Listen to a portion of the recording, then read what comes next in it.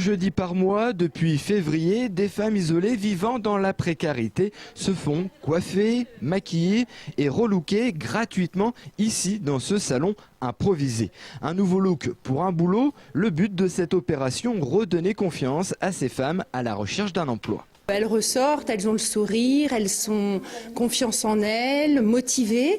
Après, effectivement, il faut qu'elles puissent puiser dans leurs ressources personnelles pour continuer à rester motivées, continuer à prendre soin d'elles. Le recul qu'on a aujourd'hui, c'est que certaines d'entre elles ont pu trouver des petits contrats, que certaines d'entre elles continuent à se coiffer, à se maquiller, chose qu'elles ne faisaient plus depuis bien longtemps. Donc c'est l'image d'elle-même qui est vraiment revalorisée. En 4 mois, 12 femmes ont été relookées, 2 ont obtenu un contrat de travail. Solène est venue ce matin, elle est à la recherche d'un emploi depuis 4 ans.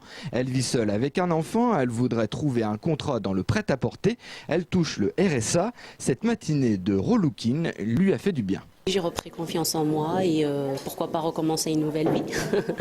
Voilà, avec le nouveau look. D'être présentable, bien dans sa peau, surtout dans le milieu où je cherche, voilà, dans la vente.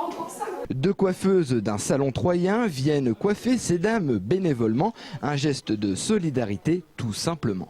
Quand Philippe Tapresse m'a parlé du projet il y a un an, je lui disais c'est quelque chose qu'il faut faire parce qu'on a envie de le faire et de se faire du bien et faire du bien. Et je lui dis, on n'attendait aucun retour en fait. Et on s'est dit, on ne sait pas ce qui peut nous arriver dans la vie. Il peut nous arriver des choses, des drames où on ne sait pas, manque de finances, etc. Et nous, on aimerait bien qu'on nous tende la main. On aimerait bien des gens comme nous, enfin, je pense qu'on est assez connus sur Troyes. On évolue dans un milieu haut de gamme. Et c'est vrai qu'après, quand on a... Enfin, toutes les portes se ferment en fait. Quand on n'a plus d'argent, malheureusement, toutes les portes ferment. Et en fait, c'est vrai que moi, je sais que nous, on aimerait bien que ça nous arrive aussi. Et pour compléter cette action sociale, aider encore un peu plus ces jeunes femmes, un projet de garde d'enfants par des retraités est en réflexion.